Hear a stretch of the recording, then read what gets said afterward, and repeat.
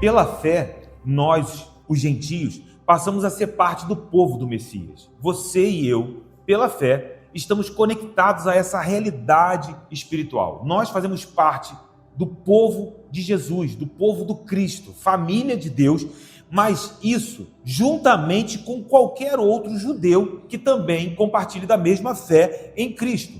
E esse é o ponto de Paulo. Nós temos falado aqui de maneira consistente que os muros que separavam judeus e gentios vieram ao chão na cruz do Calvário. Esses muros não existem mais. Os gálatas precisavam entender isso. Paulo está reforçando essa palavra aos gálatas, mas de alguma forma os judeus também precisavam compreender o que isso significava. Porque antes havia um modo de viver enquanto os judeus ainda aguardavam a promessa, mas agora Paulo está dizendo que a promessa se cumpriu. A promessa foi cumprida na cruz do Calvário e há um novo modo de viver em Cristo Jesus. Há uma novidade de vida. E o apóstolo nos mostra nessa porção essa transição de realidade. Nós lemos aqui Gálatas 3, do verso 23 ao verso 29. Paulo está mostrando como essa transição aconteceu, e dos versos 1 a 7 do capítulo número 4, Paulo reapresenta a transição, mas nos mostrando como essa transição foi operada. Isso para nós é muito importante, porque sempre declaramos, ele nos libertou do império das trevas e nos transportou para o reino do seu Filho amado. E nós recebemos essa palavra por fé. Mas aqui Paulo está nos dizendo como esse transporte aconteceu, como esse milagre foi operado em nossas vidas, como isso aconteceu. É interessante que essa porção nos mostra não somente a essência da teologia paulina, mas essa porção também aponta para o ponto de origem de toda a teologia cristã.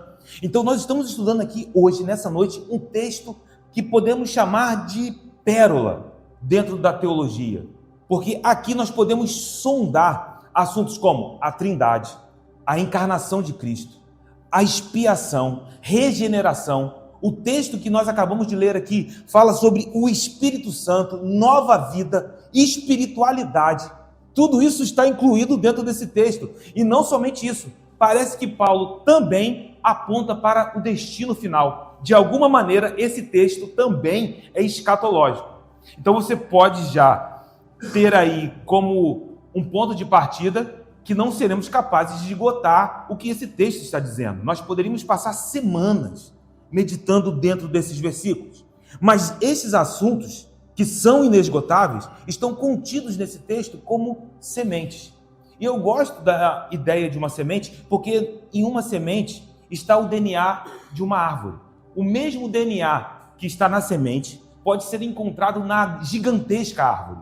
Então, embora não sejamos capazes de esgotar esse assunto aqui hoje, se formos cuidadosos, nós poderemos sondar o DNA que está dentro dessa semente. E eu creio que essa semente produzirá fé dentro do nosso coração, em nome de Jesus. Olhando para o texto, a partir do verso de número 23, Paulo começa dizendo: mas antes que viesse a fé.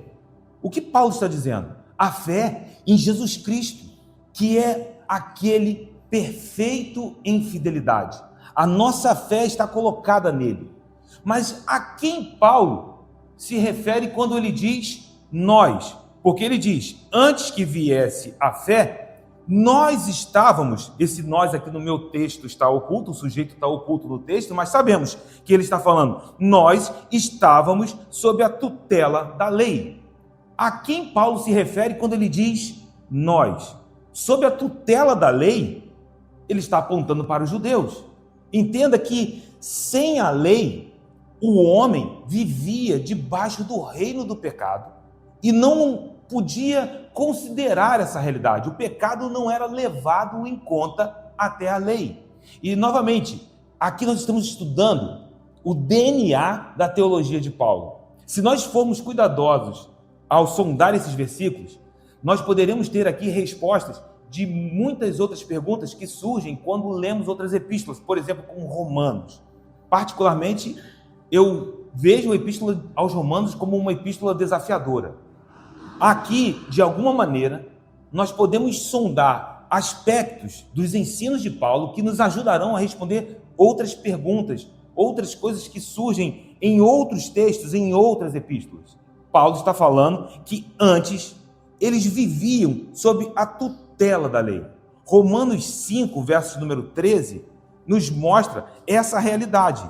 Sem a lei, o homem vivia debaixo do pecado, sem levá-lo em conta. Veja isso, Romanos 5, verso número 13. Porque até o regime da lei havia pecado no mundo, mas o pecado não é levado em conta quando não há lei. Quando a lei foi dada, ali a transgressão foi revelada. Perceba a diferença entre pecado e transgressão. O pecado é inerente à natureza humana. O homem pecava e ele não podia levar esse pecado em consideração porque não havia lei. Mas no momento em que a lei foi dada, ali um limite foi estabelecido. Toda vez que a lei era transgredida, o pecado passava a ser revelado. Por que isso é tão importante? A partir dessa verdade, a nação de Israel passa a lidar com a realidade do pecado e da transgressão. Carregar a lei também passava a ser acompanhado por essa lei como uma tutora, acompanha uma criança rebelde, uma criança que está falando e que precisa toda hora ser advertida, que precisa ser repreendida. E isso confirmava a incapacidade do povo obedecer a Deus, de cumprir a vontade de Deus. Note que o Antigo Testamento, quando observamos a lei, tantos sacrifícios eram previstos porque o povo vivia tropeçando. Sacrifícios diários eram oferecidos, revelando a incapacidade do homem cumprir a vontade de Deus. Então, como uma criança é acompanhada por uma tutora, e essa criança vive sendo advertida, confirmando a incapacidade dessa criança rebelde de fazer o que é certo por si só. Assim era o povo de Israel. Mas note que essa tutela era necessária para que Israel continuasse no caminho. Paulo não está falando aqui contra a lei, ele não está em oposição à lei. Ele está dizendo que essa lei foi necessária para que Israel pudesse permanecer no caminho. Quando olhamos para as maldições da aliança, por exemplo, Deuteronômio, capítulo de número 28, e eu acho que vale a pena ler esse texto, nós vemos ali as maldições da aliança, maldições essas que ratificam, que confirmam a necessidade da tutela. Deuteronômio, capítulo número 28, versos número 47. Veja o que o texto diz. Leremos 5 versículos dessa porção.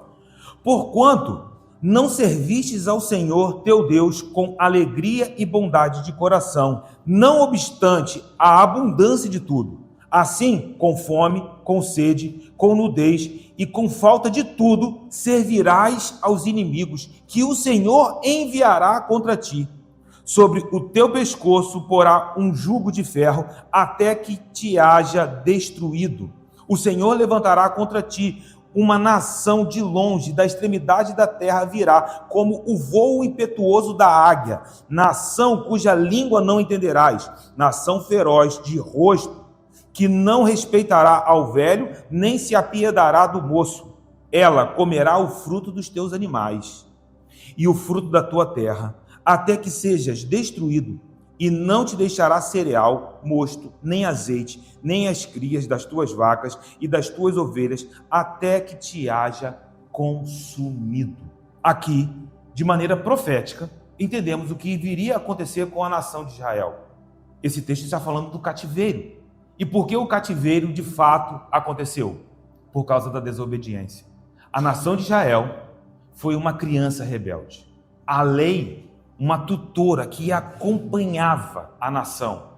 E nós vimos aqui, quando estudamos Levítico, que as maldições não eram, de forma alguma, para destruir o povo. Pelo contrário, a finalidade era trazer o povo de volta. Então, mesmo que com uma vara, quando necessário, o povo era corrigido. Assim a lei operava sobre a nação de Israel. Era necessário. Mas Quando vemos essa realidade sobre o povo de Israel, precisamos entender que isso não aponta para a incapacidade apenas de Israel, mas revela também a incapacidade de qualquer homem, de qualquer pessoa, cumprir por si só a vontade de Deus. Então Paulo está olhando para a lei e, de forma alguma, em oposição à lei, ele diz: nós estávamos sob a tutela dessa lei. Ela nos acompanhava como um tutor acompanha uma criança rebelde.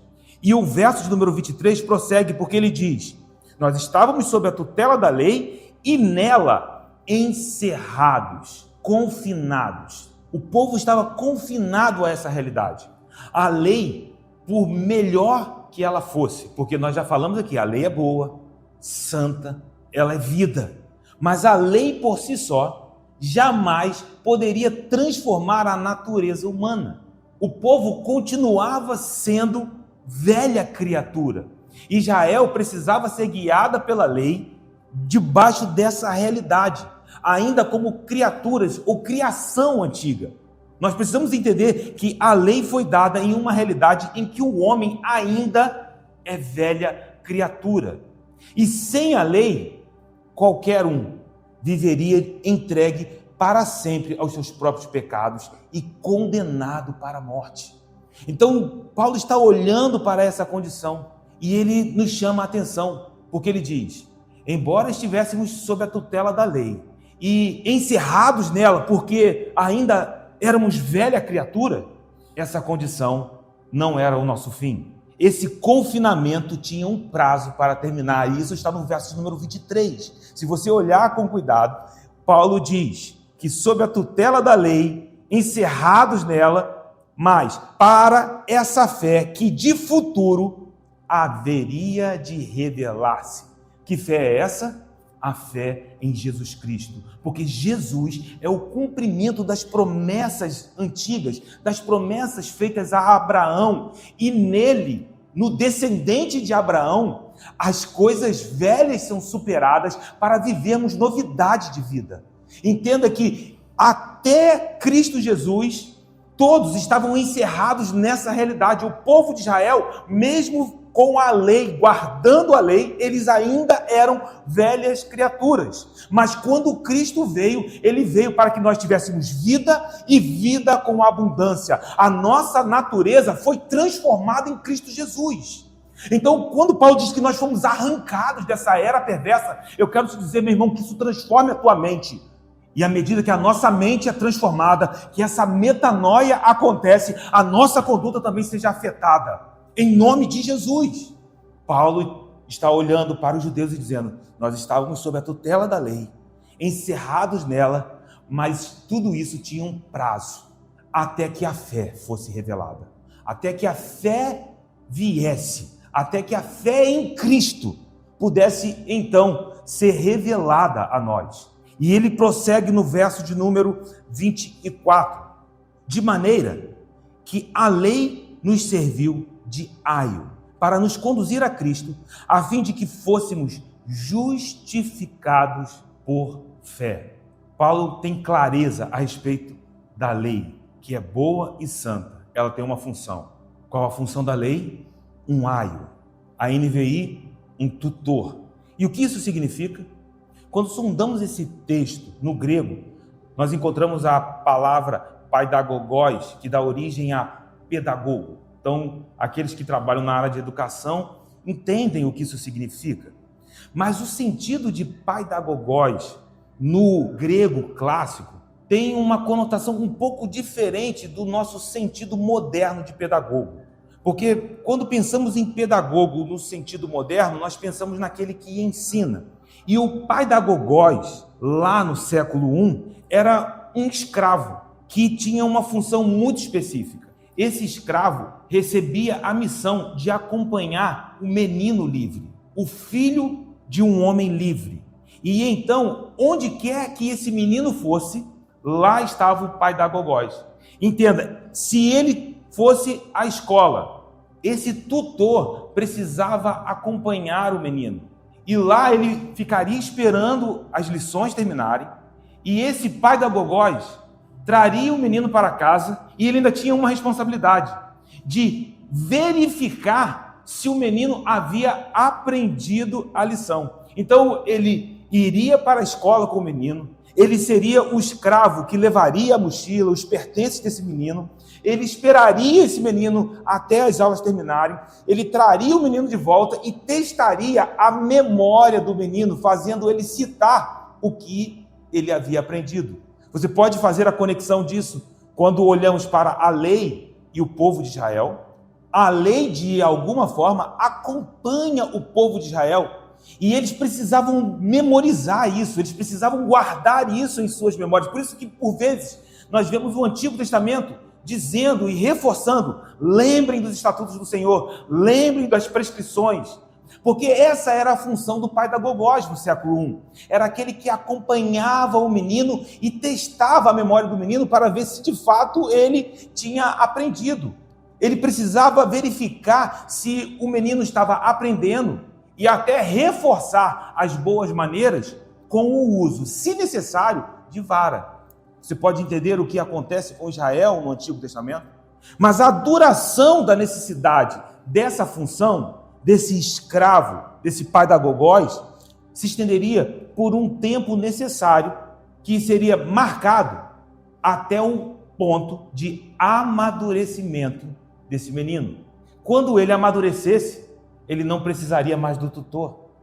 Então Paulo está olhando para os Gálatas e ele diz: antes, a lei conduziu Israel, ensinando a vontade do Senhor, inculcando na mente de Israel o que estava no coração do Senhor, por vezes com o uso de vara.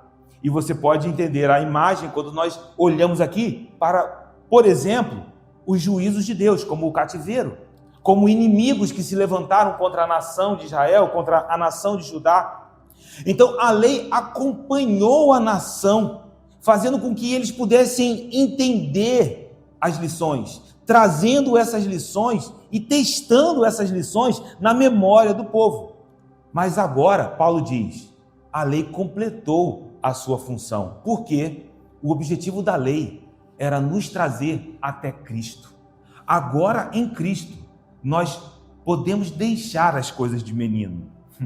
Agora, em Cristo, nós podemos alcançar o que significa ser filhos maduros. Olhar para a lei e desejar a lei e viver debaixo do jugo da lei, Paulo diz, é voltar para debaixo da tutela. Mas agora vocês são livres. A lei completa a sua missão, nos trazendo até Cristo. E, meu irmão, nós podemos ver isso quando verificamos os profetas, que apontam para a revelação do Messias. E quando olhamos para o Novo Testamento, nós entendemos que as promessas se cumpriram. Então nós somos chamados a essa realidade onde judeus e gentios são justificados pela fé em Cristo Jesus. Esse é o ponto de Paulo, e ele prossegue no verso número 25. Mas tendo vindo a fé, já não permanecemos subordinados ao aio. A fé em Cristo nos chama à revelação de filhos maduros. Quando nós entendemos o que aconteceu na cruz do Calvário, as coisas velhas se passam. É necessário deixar as coisas velhas. Nós somos nova criatura, nós precisamos pensar nas coisas que são do alto. Nós precisamos entender a nossa identidade em Cristo Jesus. Tudo está fundamentado nele. E se isso, irmão, é verdade para você, a tua casa é transformada. A maneira como você lida com os seus problemas também são afetados. A tua conduta, as tuas prioridades, os teus desejos, todos eles são subjugados à realidade de Cristo Jesus. Mesmo que você tenha títulos, que você tenha riquezas, todas as coisas perdem o seu lugar de primazia, porque apenas Cristo é tudo que importa. Ah, mas e as demais coisas? As demais coisas são acrescentadas. Elas são colocadas no seu devido lugar de prioridade da nossa vida. Mas apenas uma coisa importa: que possamos viver para Ele, que possamos viver para Cristo, porque isso, meu irmão, permanecerá para sempre. Paulo está dizendo, nós fomos chamados a uma maturidade espiritual. Ele olha para os Gálatas e diz, por que vocês estão querendo voltar à circuncisão? Por que vocês querem voltar para uma era do esforço próprio? se vocês podem apenas descansar na cruz do Calvário e ali naquele lugar onde de fato o velho homem é mortificado, nós recebemos nova vida e vida com abundância. Por que vocês querem retornar à escravidão se vocês já são livres? Entenda que Jesus venceu a morte. Jesus venceu o pecado. Quando lemos Colossenses, nós vemos que na cruz do Calvário ele despojou principados e potestades. Na cruz do Calvário, uma nova criação foi inaugurada, meu irmão. Nós já fazemos parte dessa realidade. Eu sei que nós olhamos para o nosso bairro, talvez você esteja enfrentando uma estação de escassez, uma estação de enfermidades. Eu sei que essas realidades ainda estão presentes porque estamos entre céus e terra, mas você faz parte de uma nova criação. Você faz parte daquilo que Paulo diz: as coisas velhas se passaram e tudo se fez novo. É isso que importa para nós. Na cruz, Jesus trouxe à existência um novo povo, que Paulo tem clareza, é constituído de judeus e gentios que creem na promessa cumprida em Cristo. Ou seja, aqueles que creem no próprio Cristo como Senhor e Salvador. Aqui, todo medo, toda insegurança são completamente desfeitos. Por quê? Porque nós passamos a ser revelados em Cristo Jesus. Sabe, a nossa incapacidade, ela é real, mas onde abundou o pecado, superabundou a graça de Deus. Então se renda, confesse, deixe Cristo operar na sua vida aquilo que ele já começou na cruz. Não é sobre a nossa capacidade, é sobre a fidelidade de Cristo. E eu amo Filipenses 1:6, aquele que começou essa boa obra em nós, ele é completamente fiel. É curioso falar isso, porque nos leva a um lugar de tanta segurança que nós não tememos mais o amanhã. Não estou dizendo aqui que uma vez salvos, sempre salvos, mas eu estou dizendo que se você encontrou esse lugar, você é completamente seguro. Ele é fiel, ele começou, então se renda, porque ele completará essa obra em nós.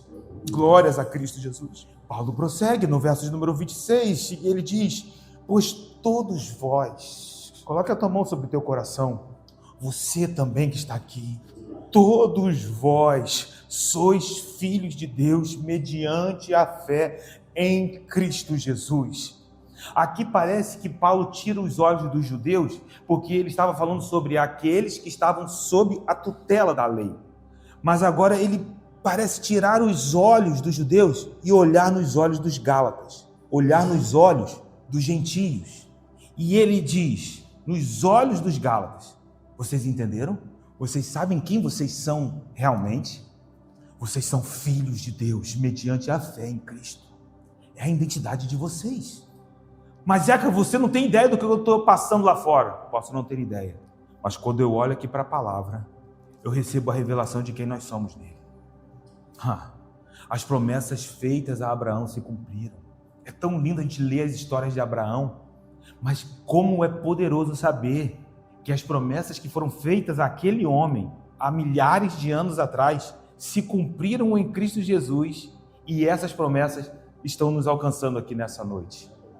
Jesus Cristo não tem duas famílias. Ele não tem uma família de judeus e uma família de gentios. Pelo contrário, estes dois, gentios e judeus, foram unidos de maneira sobrenatural em um só povo, um só corpo em Cristo Jesus. Agora, você pode perceber o quanto é incoerente colocar uma bandeira denominacional tentando separar ou dividir ou categorizar níveis dentro do corpo de Cristo. Quando olhamos para Jesus, ele une judeus e gentios. Na mente de um judeu no século I, isso era a coisa mais improvável, impossível de acontecer. E Paulo está dizendo: por mais improvável que você ache essa realidade, agora está liberada sobre nós. Esse milagre aconteceu. Tentar, meu irmão, separar o corpo de Cristo, categorizar, criar bandeiras em que nós colocamos níveis de denominações, quais são as melhores, quais são as piores, quais são as mais avivadas, quais são as menos. Quando nós começamos a criar esse tipo de categorização, nós estamos tentando separar o que Deus uniu. E eu posso dizer uma coisa, isso não é possível. Porque, lembram do casamento? O que Deus uniu, o homem não pode separar. Eu sei que isso é outro assunto, mas a essência é exatamente a mesma. O casamento carrega uma mensagem profética do que significa o corpo de Cristo unido ao seu noivo. Paulo tem clareza a respeito disso. No fim, haverá uma só igreja, um só povo, uma só noiva. E a nossa oração nessa noite é: Maranata, vem, Senhor Jesus, e traga a consumação do que já começou. Essa obra já está em andamento, irmãos, e pode ter certeza que aquele que começou é completamente fiel para completar. Glórias a Jesus. Paulo prossegue, deixe o texto correr, verso de número 27, porque todos quantos fostes batizados em Cristo, de Cristo vos revestistes. Agora, todos, e quando eu me refiro todos, judeus e gentios, pela fé, todos estão em Cristo. E como sabemos disso? E como sabemos que nós estamos nele? Como sabemos que esse milagre aconteceu em nós? Porque isso, por vezes, traz dúvidas. Alguns, por vezes, carregam essa semente de dúvida a respeito da sua própria fé. Como podemos saber que isso aconteceu em nós? Paulo responde aqui nesse versículo. Ele diz: vocês foram batizados em Cristo e de Cristo estão revestidos. Cara, que resposta extraordinária, que resposta incrível. Porque o batismo nas águas, em nome de Jesus, passou a ser um símbolo externo, um símbolo exterior, um rito que apontava para o milagre da nova criação. O que acontece no batismo é que ali há um símbolo onde a velha criatura, o velho homem, é sepultado e ao levantar-se da água, nova criatura. As coisas velhas se passaram. Mas isso acontece nas águas? Não. Isso acontece no momento em que Cristo entra em nosso coração. Aqui está o ponto da fé.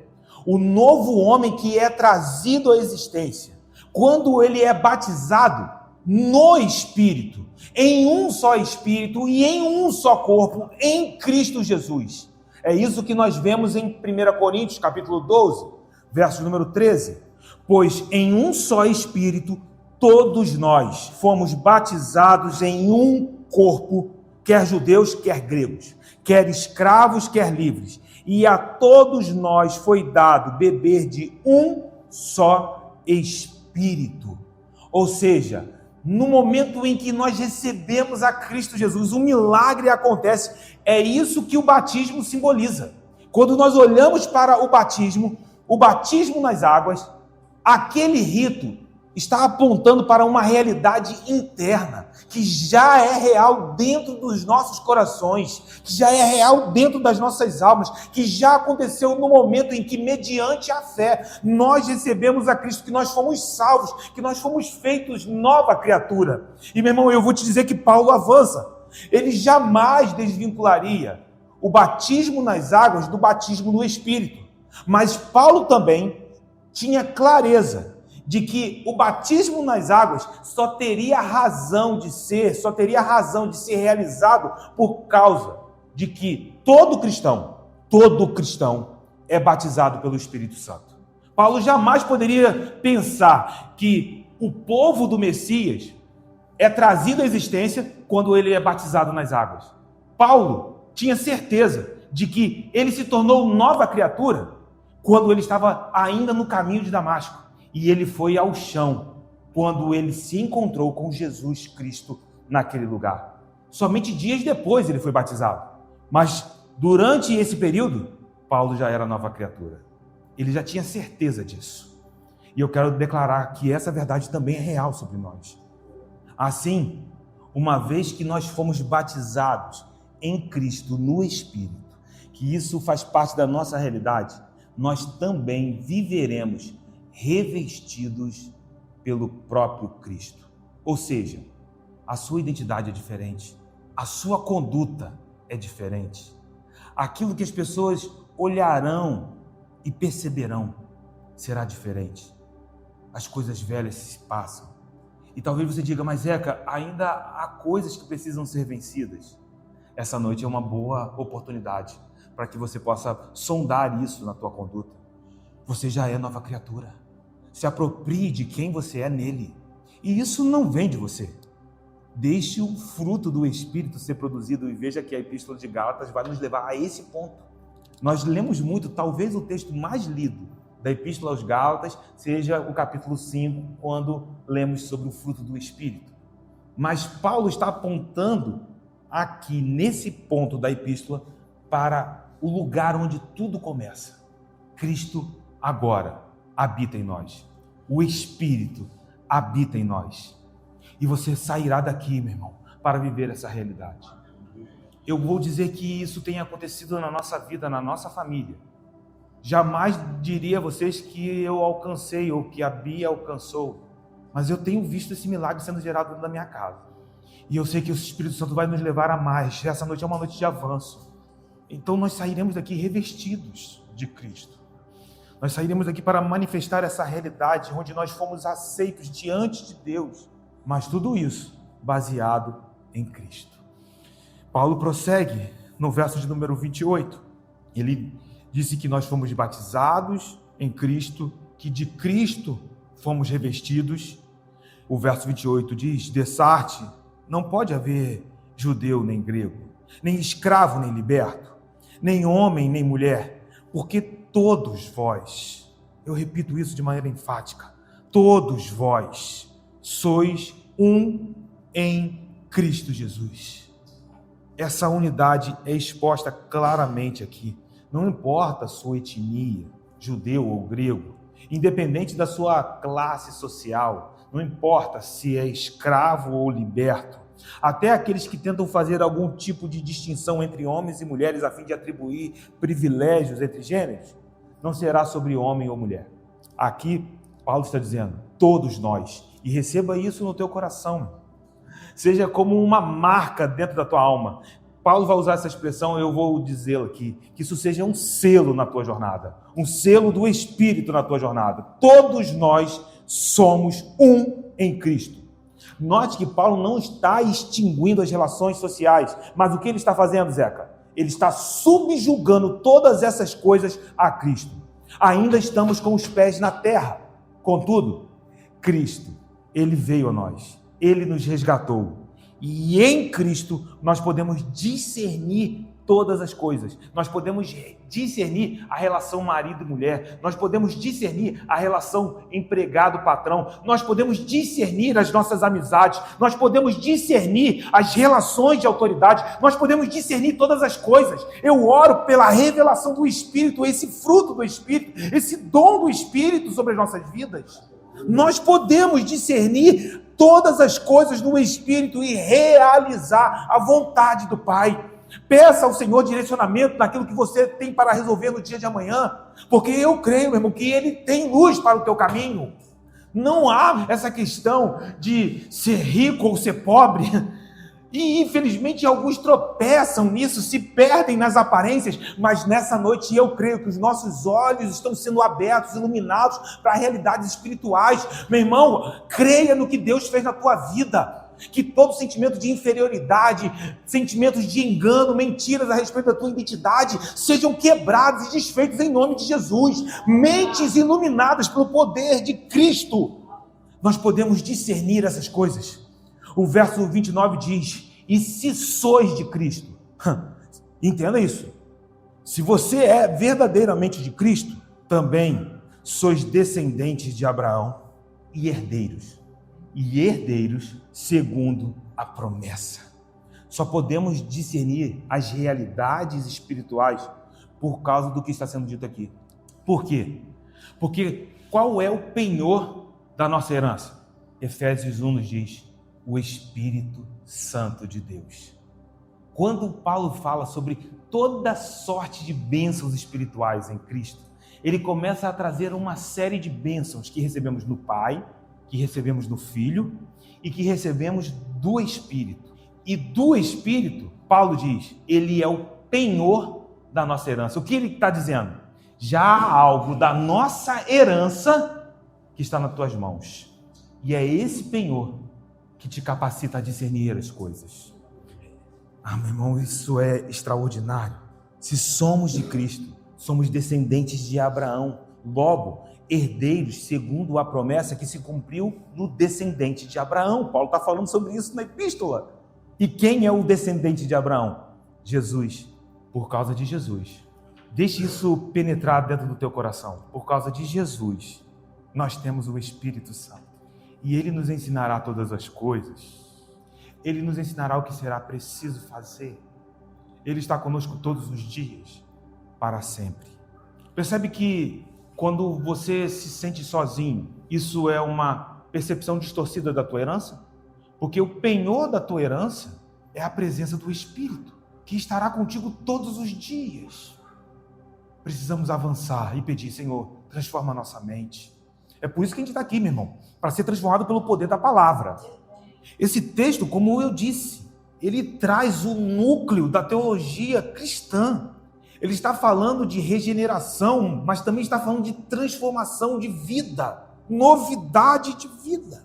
E agora Paulo prossegue, nós temos a divisão de capítulos, mas para nos ajudar a entender, Paulo prossegue dizendo algumas coisas. O texto em grego diz lego de, que no português na minha versão, digo pois. Na NVI, eu também anotei, digo porém. Mas uma tradução mais perto do sentido literal poderia ser, deixe-me colocar isso desta maneira. Paulo vai dizer a mesma coisa que disse nos versículos anteriores, de uma forma diferente. Ele vai apresentar uma analogia diferente, ele vai apresentar uma imagem diferente. Ele faz um contraste entre o herdeiro menor de idade, o herdeiro imaturo, em que nada difere de um escravo. Guarde isso. O herdeiro menor de idade não difere em nada de um escravo. É o que surge no versículo 1 do capítulo 4. Digo, pois, ou poderíamos traduzir, deixe-me colocar isso desta maneira. Durante o tempo em que o herdeiro é menor, em nada difere de escravo. Por quê? Ele continua, posto que é ele senhor de tudo. Paulo está dizendo que um filho maduro, ele tem acesso. Um filho maduro é herdeiro em plena liberdade. Mas um filho que ainda não alcançou a maturidade, que depende de um tutor, ele ainda é parecido com um escravo.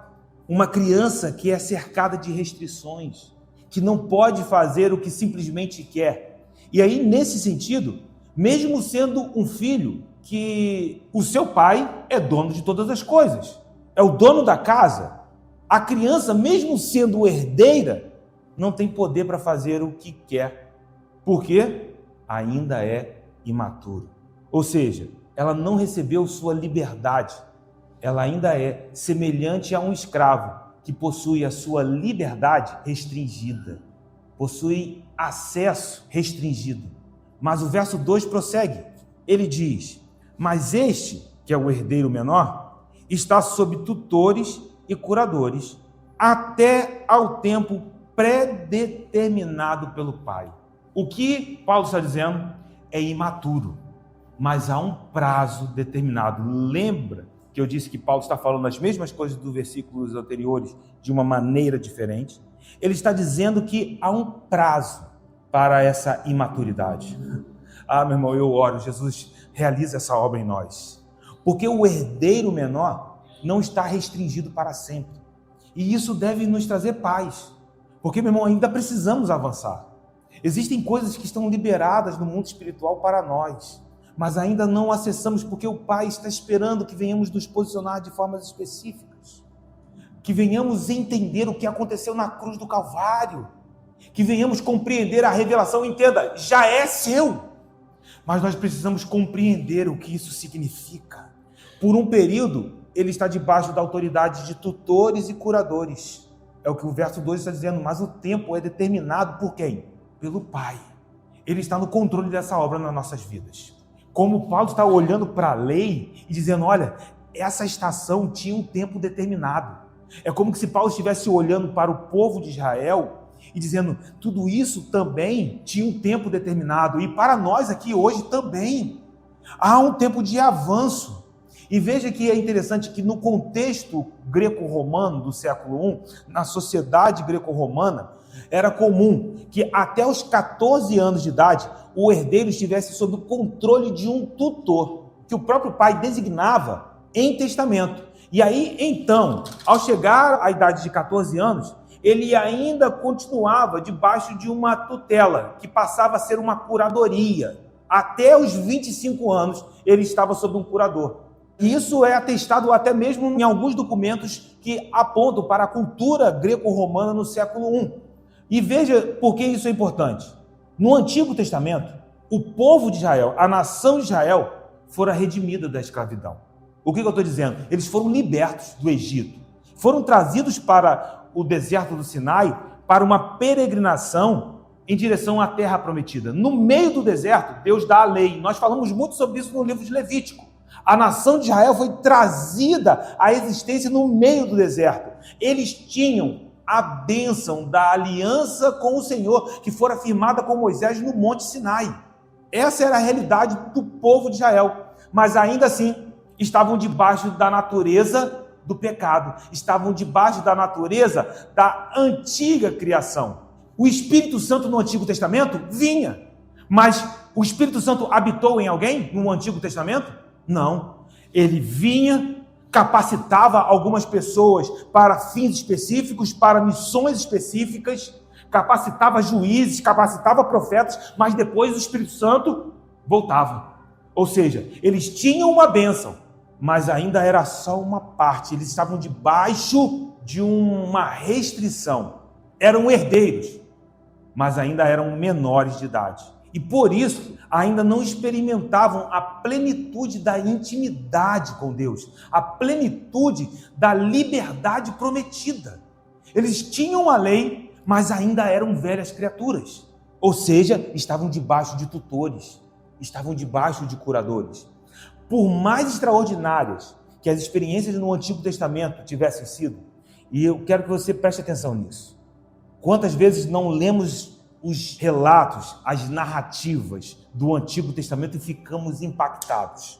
Quando lemos a travessia do Mar Vermelho, uau, meu Deus! Quando lemos a queda dos muros de Jericó, quando nós lemos as vitórias que o Senhor deu ao povo de Israel no Antigo Testamento, os milagres, as proezas que profetas como Elias e Eliseu realizaram, quantos de nós não ficamos tão impactados? Mas por mais que todas essas manifestações, essas experiências tivessem sido extraordinárias, na cruz do Calvário, foi na cruz onde nós vemos o próprio Deus se entregando por nós para que fôssemos conectados a Ele.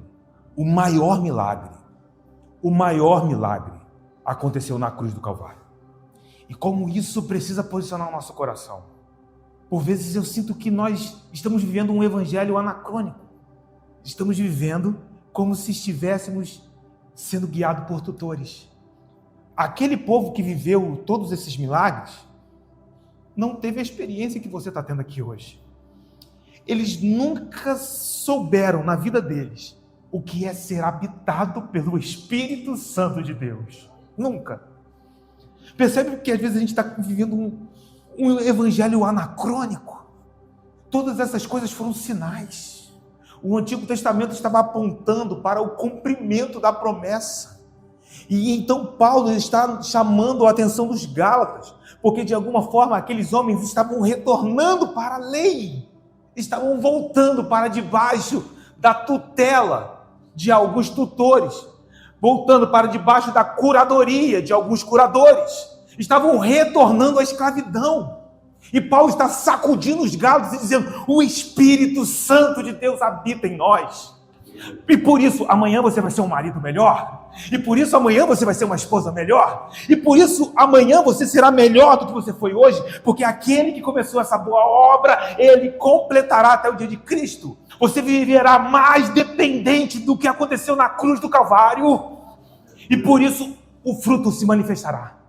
Então Paulo está sacudindo os Gálatas, dizendo: olha, não voltem, porque voltar à lei é viver uma realidade anacrônica. Vocês já são livres. E aí o verso número 3 do capítulo 4 diz: assim também nós, quando éramos menores, estávamos servilmente sujeitos aos rudimentos do mundo. A chave para entender esse versículo é manter em mente: a nova criação foi inaugurada. Essa é a chave. Antes, o povo de Israel estava sob a tutela da lei. Estavam guardados. Eles tinham a presença de Deus. Mas, como os gentios, todos, até mesmo os judeus, inclusive nós, todos estávamos servilmente sujeitos aos rudimentos do mundo. Alguns pensam que essa expressão, sujeito aos rudimentos do mundo, fosse estar debaixo da lei. Mas a lei, em alguma medida, permitia que o povo de Israel pudesse desfrutar da presença de Deus. Então, os rudimentos do mundo não significa necessariamente a prática da lei. O ponto é que a lei nunca pôde transformar a natureza caída do homem. Olhe Hebreus, capítulo número 10, verso número 1. Ora, visto que a lei tem sombra dos bens vindouros, e eu amo essa expressão, a lei tem sombras dos bens que estão por vir, não a imagem real das coisas, nunca jamais pôde tornar perfeitos os ofertantes, com os mesmos sacrifícios que, ano após ano, perpetuamente eles oferecem. A lei nunca pôde aperfeiçoar o adorador. Mas quando o sacrifício na cruz do Calvário foi oferecido, de uma vez por toda, esse sacrifício transformou a nossa realidade. E nós fomos aperfeiçoados em Cristo Jesus. Então, o ponto decisivo é que a lei não tinha essa capacidade de transformar as pessoas. Mesmo sob a tutela da lei, até os judeus estavam sujeitos servilmente aos rudimentos do mundo. Então, esses rudimentos do mundo, que pode até significar poderes espirituais desse mundo, talvez quem tem uma NTLH, nova tradução da linguagem de hoje, vai encontrar essa tradução para essa expressão, rudimentos do mundo, sendo traduzido como seres espirituais desse mundo, ou poderes espirituais desse mundo. Mas há outra possibilidade para entendermos o que significa esses rudimentos do mundo. Na antiguidade, e eu falei isso quando nós estudamos a Epístola aos Colossenses, na antiguidade, costumava-se acreditar que a terra era formada por 4 elementos: terra, água, fogo e ar. E era comum atribuir a cada um desses 4 elementos um caráter divino, ou seja, considerá-los como algum tipo de Deus. E aqui, Deus com D minúsculo. Sabemos que só existe um Deus. Irmão, Paulo diz isso. Não há outro Deus a não ser o nosso Deus. E os ídolos? A própria palavra ídolo significa não são. É como que se os ídolos dizem ser o que de fato eles não são. São enganos, são espíritos enganadores. E aí, nesse sentido, os rudimentos desse mundo caído, ou seja na esfera material, seja na esfera espiritual, todas essas realidades fazem parte da velha criação. Lembra que eu disse que para entender esse versículo, você precisa ter na tua mente uma chave. A nova criação foi inaugurada. Tudo que está conectado aos rudimentos deste mundo está conectado à velha criação. Mas você não é mais velha criatura. Você é nova criatura. Paulo está dizendo, até Cristo, nós estávamos sujeitos à antiga realidade. Judeus e gentios, em medidas diferentes, estavam sujeitos a essa era perversa que só Jesus pôde nos arrancar. E eu amo uma expressão que eu conheci aqui em Gálatas com vocês, quando ele diz que nós fomos desarraigados dessa era perversa. É arrancados pela raiz. Eu quero te dizer, meu irmão, você foi arrancado pela raiz dessa era perversa. Não há um grão de terra dessa era perversa. Você foi sacudido e plantado no reino do Filho amado. Lembra que eu disse que nós entenderíamos o que significa Colossenses 1,13? E ele nos libertou do império das trevas e nos transportou para o reino do seu Filho amado. Você foi arrancado com terra e tudo, sacudido, raízes lavadas e plantadas no reino do Filho do seu amor. Só que até a fé, até Jesus, todos estávamos sujeitos aos rudimentos desse mundo, dessa era perversa. Verso de número 4. Vindo, porém, veja como que agora tudo começa a fazer sentido. Vindo, porém, a plenitude do tempo. E essa expressão é uma expressão importante. Eu vou continuar o versículo, mas o que significa plenitude do tempo? É uma expressão que você ouve muito, é uma expressão muito densa. Novamente, talvez aqui a gente só possa sondar a semente, não tem como sondar a árvore inteira. Mas eu posso dizer para vocês que esse conceito de plenitude do tempo foi o tempo pré-determinado pelo Pai, que está lá no verso número 2. Os tutores e curadores têm a sua função até o tempo pré-determinado pelo Pai. Mas o que significa isso, Zeca? O que significa a plenitude do tempo? Como eu disse, a resposta é muito densa. Nós não podemos esgotá-las, mas eu acho que podemos dizer 3 coisas a respeito disso. A primeira é que a plenitude do tempo, quando alguém te perguntar sobre isso, o que significa a plenitude do tempo? É o ponto central da história da salvação. É um ponto marcado pela vinda de Jesus em sua encarnação, morte e ressurreição. É o ponto decisivo da história da redenção. Quando Jesus nasceu, ele veio na plenitude do tempo. A segunda coisa é que a plenitude do tempo inaugura o que nós podemos dizer que é o fim de todas as coisas. Por isso eu disse que esse texto também fala sobre destino final, fala sobre escatologia, porque a plenitude do tempo inaugura o fim. Aqui vemos a escatologia já realizada de Paulo, porque ele olharia para nós e diria: vocês já ressuscitaram. O que Paulo está dizendo? Vocês já têm a vida eterna. Mas que vida eterna é essa que será consumada? Mas essa vida eterna já começou. Ela já é presente, essa já é uma realidade inaugurada. Nós já somos o povo do fim dos tempos. Meu irmão, nós somos um povo escatológico. Às vezes as pessoas estão vivendo dias, meses e anos e não percebem que o tic-tac do relógio escatológico já está batendo os seus últimos momentos. Paulo disse isso à igreja de Corinto. 1 Coríntios 10, versos número 11. Olha aí o texto. Ele falou sobre os exemplos de Israel, sobre a história de Israel. E então ele diz no verso 11: Estas coisas que aconteceram na história de Israel, lhes sobrevieram como exemplos e foram escritas para advertência nossa, de nós outros, sobre quem? Sobre quem os fins dos séculos têm chegado. O que Paulo está dizendo? O fim dos tempos já está sobre você, já está sobre nós. Quando isso aconteceu? Na plenitude do tempo. Então, a plenitude do tempo inaugura o fim, mas também inaugura a nova criação. Por isso, as coisas velhas se passaram. E em Cristo, tudo se fez novo. Essa obra inaugurada será consumada na segunda vinda de Jesus. Mas nós já fazemos parte dela. E o que aconteceu na plenitude do tempo? Paulo diz aos Gálatas, no verso de número 4, ele diz: Deus enviou seu Filho. Ele enviou Jesus para essa obra. Um filho que o texto prossegue, nascido de mulher, nascido sob a lei. Aqui ele está dizendo, o Filho eterno. Sim, ele nasceu como qualquer um de nós. A concepção virginal de Maria, através da qual Jesus nasceu, sem a participação de algum homem. Contudo, nascido de mulher, nos remete, ecoa Gênesis 3,15. Porque quando o pecado entra no mundo e a criação é devastada, ali uma promessa é feita. E toda promessa gera uma expectativa. Que Deus disse à serpente que da semente da mulher nasceria um que esmagaria a cabeça da serpente.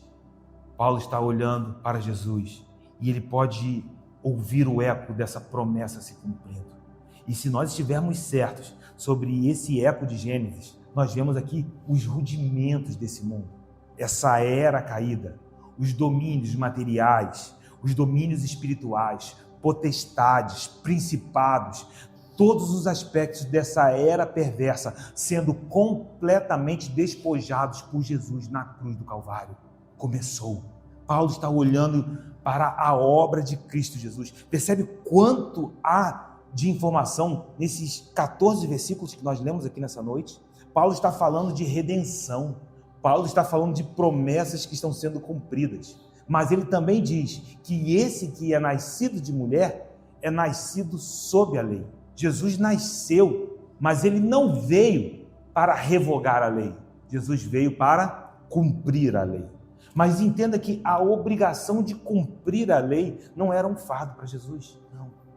Havia uma alegria espontânea em Jesus. O autor de Hebreus nos traz uma citação do Salmo 40 e ele coloca as palavras do Salmo 40, versos 6 e 8, nos lábios de Jesus em Hebreus 10, 5, 7.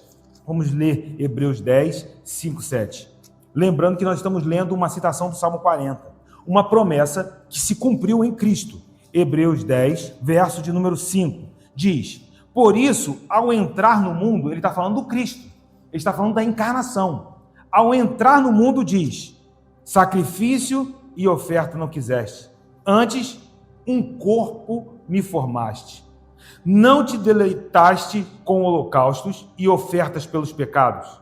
Então eu disse: eis aqui estou, no rolo do livro está escrito a meu respeito, para fazer, ó Deus, a tua vontade.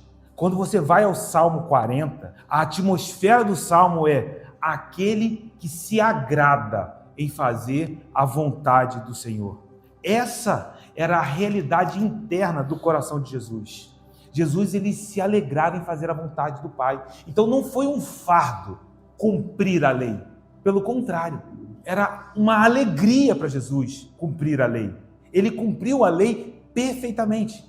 Mas Jesus também assumiu voluntariamente a maldição da lei. Porque ele pecou? Não. Mas porque nós pecamos.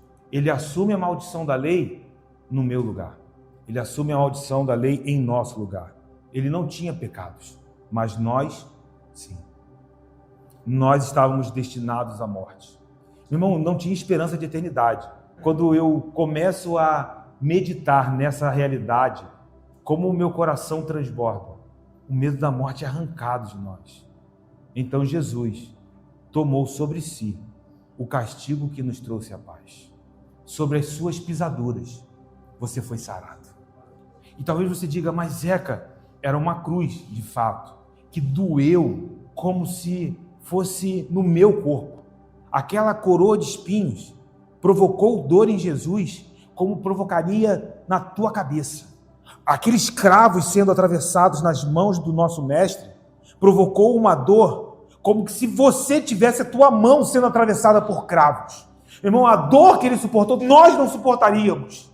Só que o que é lindo, Isaías diz que nesse lugar terrível, ele veria o fruto do seu penoso trabalho e se alegraria. Como assim? Ele não está se alegrando pela dor da cruz. Ele está se alegrando pelo fruto que seria gerado na cruz. Ele se alegrava em te ver. Ele se alegrava em saber que nós seríamos resgatados. Meu irmão, ali, quando ele diz, está consumado, é essa obra, meu irmão, que Jesus está fazendo. E que alcançou as nossas vidas. Nós fomos atraídos até a cruz. E humildemente hoje nós nos aproximamos dele, entendendo que é graça que nos posiciona dentro desse lugar para vivermos agora a plenitude da vida. Um tempo que já foi inaugurado. Volte a Gálatas. Então Paulo prossegue em Gálatas capítulo 4, lemos o verso número 5. Ele falou de Jesus, que foi enviado pelo Pai, nascido de mulher, nascido sob a lei, para quê?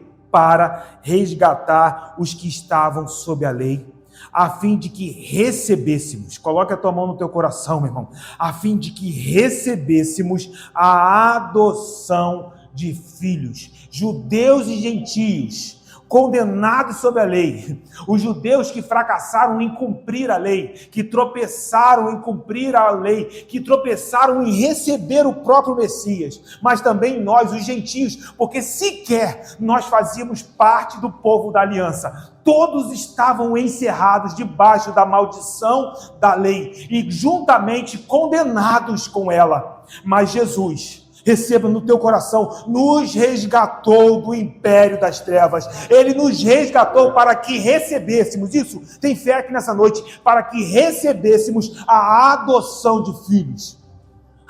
Sabe, no mundo greco-romano, no contexto histórico de Paulo, os Gálatas, um homem rico e sem filhos poderia escolher um dos seus servos e adotá-lo. No momento da adoção, aquele servo deixava de ser escravo. No momento da adoção, aquele servo recebia todos os privilégios na condição de filho e de herdeiro. Foi isso que aconteceu conosco. Nós estávamos mortos. E então ele libera sobre nós uma bênção que precisa ser revelada ao nosso coração. E é o que prossegue no verso de número 6. E porque vós sois filhos, enviou Deus ao nosso coração o Espírito de seu Filho, que clama, Abba, Pai. Veja o que Paulo está dizendo. Paulo disse que Deus enviou o Filho, e agora está dizendo que Deus enviou o Espírito do seu Filho, e que esse Espírito revela a nós um clamor. É o Espírito que diz, você é filha, você é filho. Eu não posso soprar essa revelação no teu coração. Meu irmão, é triste quando as pessoas estão tentando receber essa revelação baseado no conhecimento humano. Mas a graça de Deus aqui para reforçar isso, a graça de Deus para inculcar isso, inscrever dentro do nosso coração. Paulo parece agora olhar nos olhos dos Gálatas, quando ele declara o que está no verso número 6.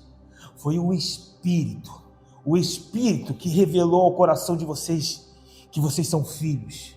É porque vocês são filhos, vocês receberam esse Espírito que está clamando, que está dizendo que vocês são dele. Sabe, o mesmo Deus que enviou o Filho, enviou o Espírito, e ao entrar em nossos corações, dentro do nosso ser, o Espírito está nos revelando aquilo que olhos não viram, aquilo que ouvidos não ouviram, mas está reservado para aqueles que o amam. Meu irmão, ser filho de Deus não se limita a uma casca exterior que está desconectada de uma realidade íntima. Você se sente como filho de Deus. Isso marca a tua jornada. Isso te transforma. Você sabe quem você é nele.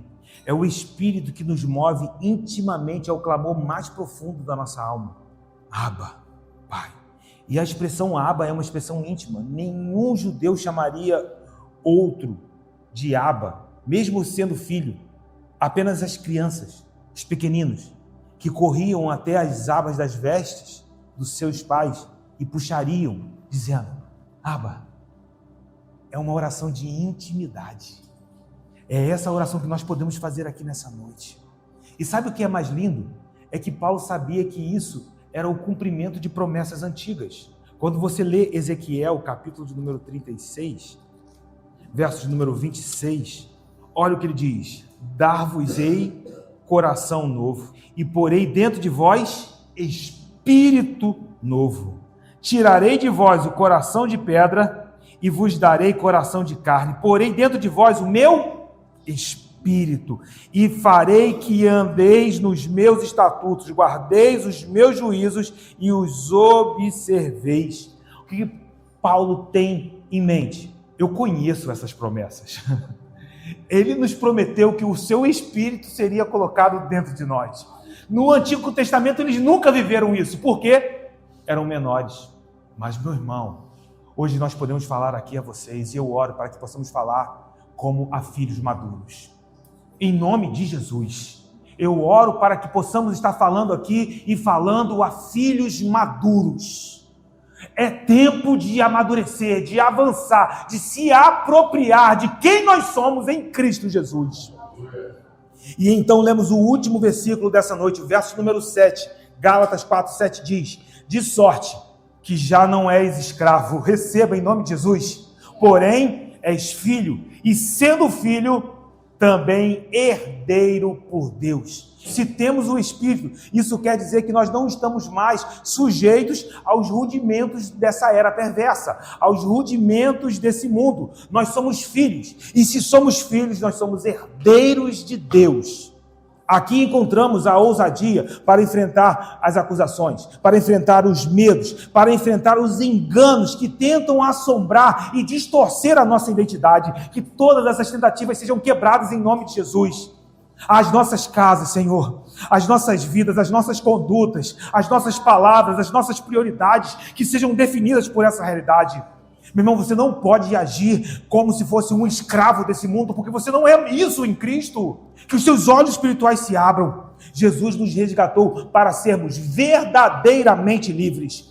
A graça providenciou tudo o que era necessário a fim de que pudéssemos crer. Nós cremos, amém? E recebemos em nome de Jesus. Nós fomos feitos filhos de Deus. João 1,12 diz: e todos aqueles que creram receberam o poder de serem feitos filhos de Deus. Essa é a revelação de quem nós somos. Rejeite qualquer coisa que te afaste da cruz e receba nessa noite, irmão, um convite do Espírito que está clamando: Abba, se aproxima do teu Pai hoje como você nunca se aproximou antes. Ele nos ama. E aqui nós fazemos uma oração como uma criança, como aqueles que amadureceram em Cristo. E aí talvez haja aqui um paradoxo, porque você pode dizer: Zeca, como eu posso clamar como uma criança se eu sou um filho maduro?